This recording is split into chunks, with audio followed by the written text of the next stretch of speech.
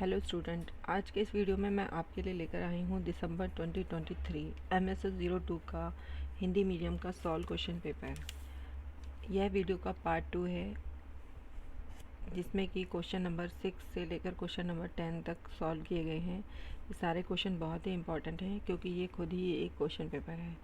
तो आप इन क्वेश्चंस को बहुत ही ध्यान से पढ़ें और तैयारी करें।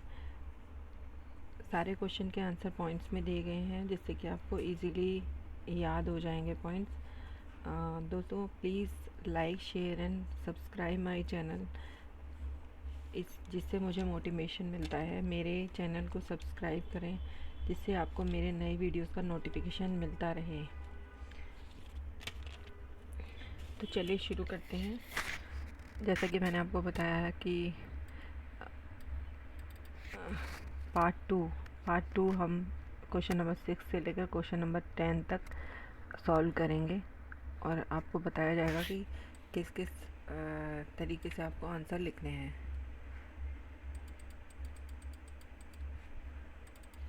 तो पहला क्वेश्चन है, गुणात्मक और मात्रात्मक शोध के बीच क्या अंतर है। यहाँ पर आप पहले बताएंगे कि गुणात्मक और मात्रात्मक अनुसंधान सामाजिक विज्ञान में दो मौलिक दृष्टिकोण हैं। प्रत्येक की अलग अलग पद्धति और लक्ष्य और विशेषताएं हैं। नीचे दिए शोध के लिए उपयुक्त विधि का चयन करने के लिए दृष्टिकोणों के बीच अंतर समझना बहुत ही महत्वपूर्ण है। तो यहाँ पर आप बताया जाएगा कि गुणात्मक अनुसंधान में डेटा की प्रकृति में डिफरेंस होता है, जिसमें कि गुणात्मक अनुसंधान में जो डेटा होता है वह चित्र, शब्द या वस्तुएं शामिल होती हैं। यह अवधारणा विचारों या अमलों को समझना चाहता है। मात्रात्मक अनुसंधान, इसमें संख्यात्मक डेटा होता है जिसे मात्राबद्ध किया जा सकता है और सांख्यिकी विश्लेषण के अधीन किया जा सकता है। यह चरों के मापने और परिमाणों को सामान्य बनाने पर केंद्रित है। शोध के लिए गुणात्मक अनुसंधान इस उद्देश्य घटना का पता लगाने, परिकल्पना उत्पन्न करने और अंतर्निहित कारणों और प्रेरणाओं में अंतर्दृष्टि प्रदान करता है। मात्रात्मक शोध का क्या दृष्टिकोण होता है? इसका उद्देश्य परिकल्पनाओं का परीक्षण करना, कारण और प्रभाव को देखना और भविष्यवाणी करना होता है। यह संख्यात्मक डेटा और डेटा उत्पन्न करने के माध्यम से समस्या को मापने का प्रयास करता है, जैसे जिसका प्रयोग करके योग्य आंकड़ों में परिवर्तित किया जा सकता है। कार्यप्रणाली, गुणात्मक अनुसंधान जिसमें कि कार्यप्रणाली का डिफरेंस होता है। साक्षात्कार होते हैं, फोकस समूह होते हैं, प्रतिभागी अवलोकन, सामग्री विश्लेषण जैसी विधियों का उपयोग करके ये विधि खुली और खोज परक है। जबकि मात्रात्मक अनुसंधान में जो डेटा होता है वो विधियाँ उसकी क्लोज एंडेड होती हैं। यह विशेष परिकल्पनाओं का परीक्षण करने के लिए डिज़ाइन की जाती है। डेटा संग्रहण, गुणात्मक डेटा संग्रह लचीला है और अनुसंधान प्रकृति के अनुसार विकसित हो सकता है, जिसे अक्सर छोटे छोटे गैर यादृच्छिक नमूने शामिल होते हैं। मात्रात्मक डेटा संग्रह संरचित है और पूर्ण निर्धारित प्रोटोकॉल का पालन करता है। सामान्यीकरण सुनिश्चित करने के लिए इसमें आमतौर पर बड़े यादृच्छिक नमूने शामिल होते हैं। विशेषण, गुणात्मक अनुसंधान इसमें विषयगत विश्लेषण, कथा विश्लेषण तथा अन्य तरीके शामिल होते हैं। डेटा में पैटर्न और विषयों की पहचान करने पर ध्यान केंद्रित करते हैं। मात्रात्मक अनुसंधान डेटा का विश्लेषण करने के लिए प्रतिगमन विश्लेषण, एनोवा और परिकल्पना परीक्षण जैसी सांख्यिकी तकनीकों का प्रयोग किया जाता है। नतीजा, गुणात्मक अनुसंधान जिसमें कि नतीजे जो होते हैं उनको आख्यान और केस अध्ययन के रूप में प्रस्तुत किया जाता है, जबकि इसमें जो मात्रात्मक अनुसंधान होता है उसमें परिणाम ग्राफ, तालिकाओं और आंकड़ों के में प्रस्तुत किया जाता है। शोधकर्ता की भूमिका, गुणात्मक अनुसंधान शोधकर्ता अनुसंधान प्रक्रिया में सक्रिय भूमिका निभाते हैं।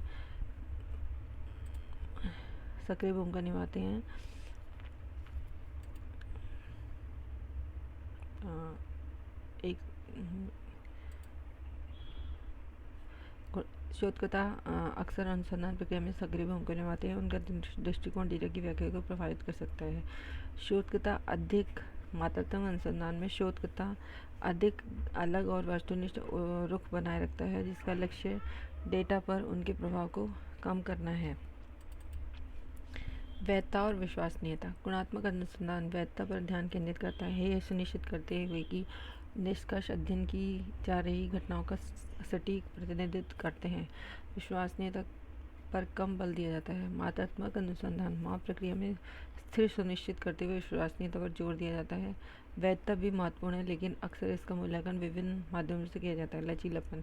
गुणात्मक अनुसंधान अत्यधिक लचीला होता है, जबकि यह कम लचीला होता है। प्रासंगिक समझ। गुणात्मक विषय वस्तु की समृद्धि को पकड़ते हुए जटिल घटनाओं की गहराई प्रासंगिक समझ प्रदान करता है, जबकि मात्रात्मक अनुसंधान एक व्यापक अवलोकन प्रदान करता है, पैटर्न और सामान्य रुझानों की पहचान करता है, लेकिन अक्सर गहराई के संदर्भ का अभाव होता है। निष्कर्ष। गुणात्मक और मात्रात्मक अनुसंधान दृष्टिकोण अलग अलग लाभ प्रदान करते हैं और विभिन्न प्रकार के अनुसंधान प्रश्नों के लिए उपयुक्त होते हैं। गुणात्मक अनुसंधान जटिल घटनाओं में गहरी प्रासंगिक अंतर्दृष्टि प्रदान करने में उत्कृष्ट प्राप्त करता है, जो इसे खोज अध्ययन और जटिल सामाजिक प्रक्रियाओं को समझने के लिए आदर्श बनाता है। इसके विपरीत मात्रात्मक अनुसंधान परिकल्पना को परीक्षण करने, पैटर्न की पहचान करने, सामान्यीकरण, भविष्यवाणियों के लिए शक्तिशाली है। इस विधि के बीच चुनाव अनुसंधान के उद्देश्य डेटा की प्रकृति और वांछित परिणामों का निर्भर करता है। प्रत्येक दृष्टिकोण की ताकत और सीमाओं की समझ शोधकर्ता अधिक प्रभावी अध्ययन डिजाइन कर सकते हैं और अपने क्षेत्रों में मूल्यवान ज्ञान का योगदान कर सकते हैं। तो इस प्रकार से आपने देखा कि दोनों विधियाँ गुणात्मक और मात्रात्मक अनुसंधान का दृष्टिकोण किस प्रकार अलग होता है, किस प्रकार एक दूसरे को प्रभावित करते हैं।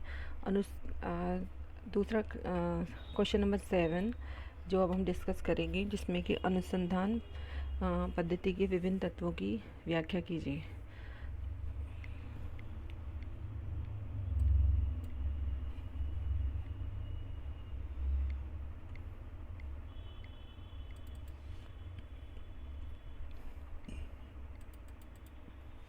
अनुसंधान समस्या। सबसे पहले इसका पहला पार्ट होता है कि इसमें किस प्रकार के अनुसंधान का क्या क्वेश्चन है वह हम डिस्कस करते हैं। साहित्य की समीक्षा। इसमें शोध समस्या के संबंधित मौजूदा शोध और प्रकाशनों का व्यापक विश्लेषण किया जाता है और ये समझने की कोशिश की जाती है कि किस प्रकार की कमियों और विभिन्न परिस्थितियों को पहचाना जाए।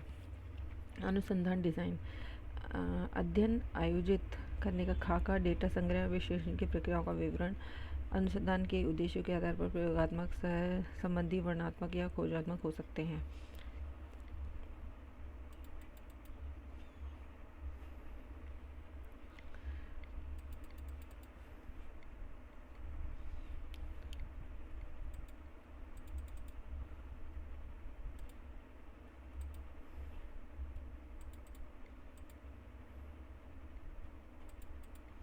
माफ कीजिए।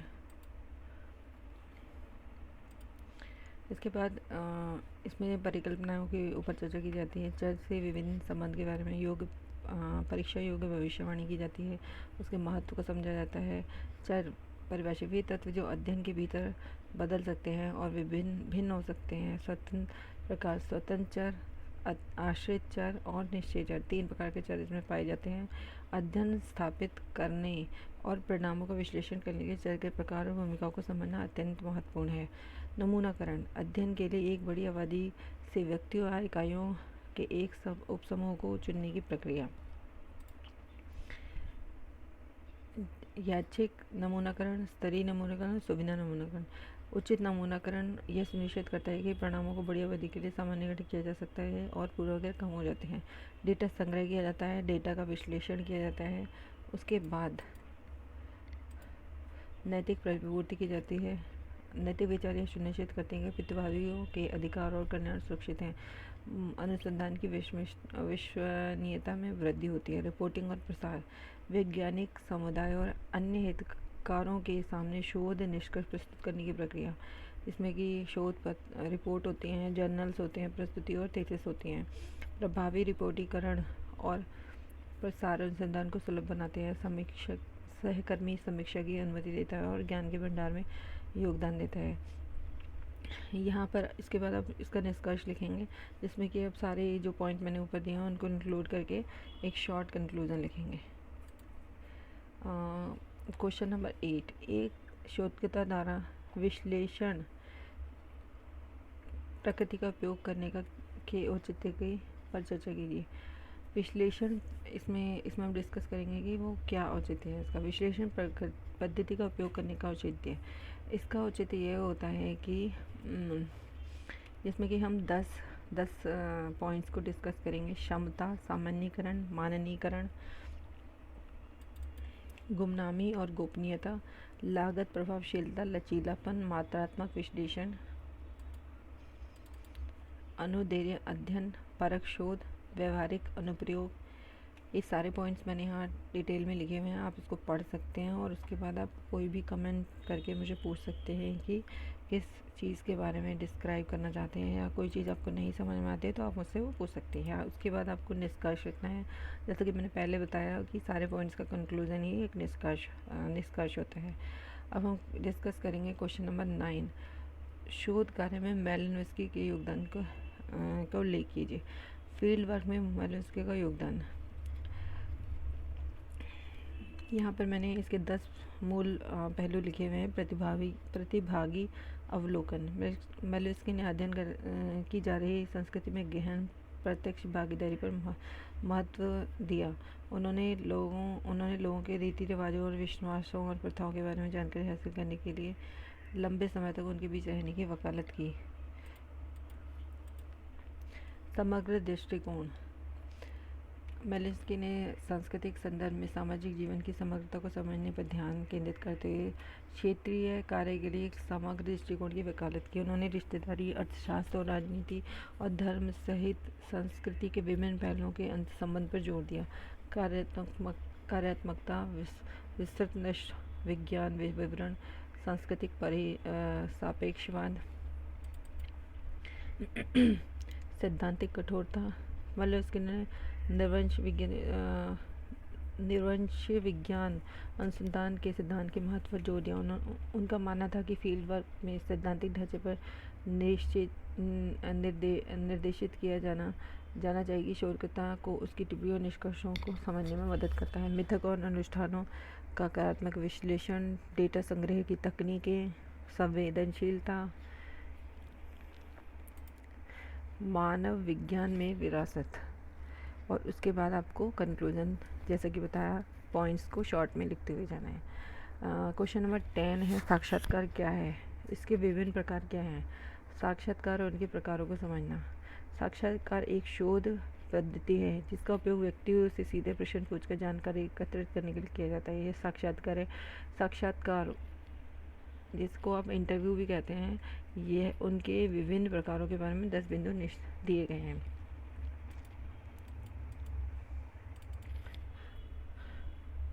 यहाँ पर साक्षात्कार की परिभाषा इस प्रकार दे सकते हैं। साक्षात्कार एक शोध, साक्षात्कारकर्ता और जो कि शोध कर रहा है और जिसके थ्रू वो शोध कर रहा है, जैसे प्रतिभागी बोलते हैं, के बीच एक वार्तालाप है जिसका उद्देश्य किसी विशिष्ट विषय या शोध प्रश्न पर डेटा एकत्रित करना है। जैसे कि आपके पास कोई प्रश्न है, आप किसी से उस प्रश्न के बारे में पूछ रहे हैं, तो आप जो होंगे वो शोधकर्ता होंगे और जो जिससे आप क्वेश्चन पूछ रहे हैं वो प्रतिभागी होगा। उसके दिए जाने वाले आंसर के ऊपर आपका थीसिस बनेगी और कंक्लूजन्स होंगे। तो यहाँ पर उद्देश्य क्या है उसका, साक्षात्कार के विभिन्न प्रकार होते हैं जो कि यहाँ दिए गए हैं, जिसमें कि डायरेक्ट क्वेश्चन पूछना, कुछ पेपर्स वगैरह दिए जाते हैं जिसके ऊपर आपको टिक लगाना होता है, या फिर कोई प्रश्न नहीं होते हैं, नॉर्मली खुली बातचीत के थ्रू साक्षात्कार किया जाता है। जैसे कि यहाँ पे मैंने सारे साक्षात्कार के प्रकार दिए हुए हैं, जिनमें कि दिया हुआ जैसे असंचित साक्षात्कार, कोई पूर्व निर्धारित प्रश्न न रखें जिससे मुक्त प्रवाह वाली बातचीत हो सके। इस प्रकार यहाँ पे सारे प्रकार के साक्षात्कार दिए गए हैं, जैसे कि आप यहाँ पर डिटेल में पढ़ सकते हैं। इसमें साक्षात्कार की भूमिका क्या होती है। साक्षात्कार का मार्गदर्शन करने, विभागियों के साथ संबंध स्थापित करने और प्रभावी ढंग से प्रश्न पूछने और पूरी प्रक्रिया में नैतिक आचरण सुनिश्चित करने में महत्वपूर्ण भूमिका निभाता है।